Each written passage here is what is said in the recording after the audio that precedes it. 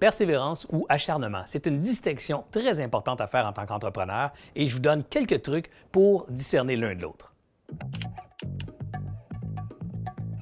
Pour vous illustrer la différence entre acharnement et persévérance, laissez-moi vous raconter l'histoire de Michel.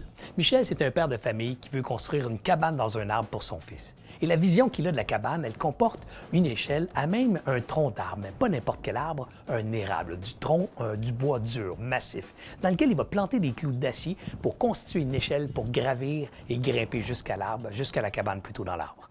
Alors, il se met au travail, il parle de son projet à ses proches, à ses voisins, et il se met au travail une heure et demie tous les matins. Son clou, son marteau, et il tape. Et il tape, il est beau à voir, fier de le voir travailler comme ça tous les matins. Et ses voisins l'encouragent. « Let's go, Michel, lâche pas, t'es capable. » Sa conjointe lui dit « Garde ton rêve bien présent dans ta tête, continue à travailler, tu lâcheras pas, j'ai confiance en toi, mon amour. » On valorise le travail, on valorise l'effort. Mais personne n'est préoccupé du progrès. En fait, la seule personne qui devrait être préoccupée du progrès, c'est Michel, mais tellement gonflé par les encouragements qu'il oublie d'arrêter et de constater du progrès. C'est l'erreur de tous les entrepreneurs. C'est l'erreur quand on commence à travailler et on commence à travailler tellement fort et encouragé par tous ces encouragements, par tous ces gens qui ont confiance en soi et qu'on ne veut pas décevoir, qu'on ne veut pas laisser tomber, qu'on oublie de constater du progrès dans la direction de son rêve.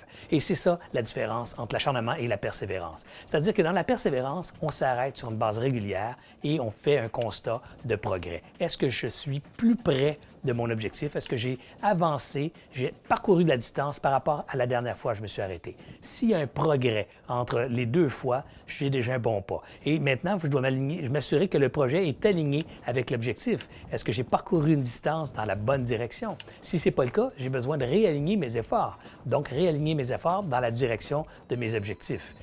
M'arrêter, réaligner mes efforts, constater du progrès et se poser la question, est-ce que ce progrès-là est suffisant par rapport aux efforts que j'ai consacrés? Si j'ai consacré beaucoup d'efforts et j'ai peu de progrès, je dois donc changer d'approche. Peut-être changer de marteau, changer de mouvement, peut-être driller un trou dans l'arbre avant pour guider le clou. Vous comprenez? Changer d'approche parce que je fais bien trop d'efforts pour le peu de progrès que j'ai fait. Alors ça, c'est le travail de la persévérance. La persévérance, c'est s'arrêter, constater du progrès dans la direction de ses objectifs. Ça, de la persévérance. L'acharnement, c'est de ne pas s'arrêter ou d'oublier d'arrêter et surtout des efforts sans progrès. La persévérance, c'est des efforts avec progrès. Vous me suivez? C'est juste ça la différence. Et si vous êtes en train de tourner en rond et vous faites des efforts, posez-vous la question, quelle est votre motivation? Est-ce que c'est encore l'atteinte de l'objectif ou c'est pas plutôt la satisfaction des besoins de votre ego, celui de plaire, les besoins de prouver aux autres que vous avez raison, les besoins de donner aux autres raison de croire en vous? Vous me suivez? Ce sont des besoins d'ego qui n'ont rien à voir avec la satisfaction de l'objectif. Persévérance, on arrête, on constate des progrès. L'acharnement, on fait des efforts et ça avance pas. C'est peut-être le temps d'arrêter, du moins certainement le temps de changer quelque chose dans votre approche. Bon succès!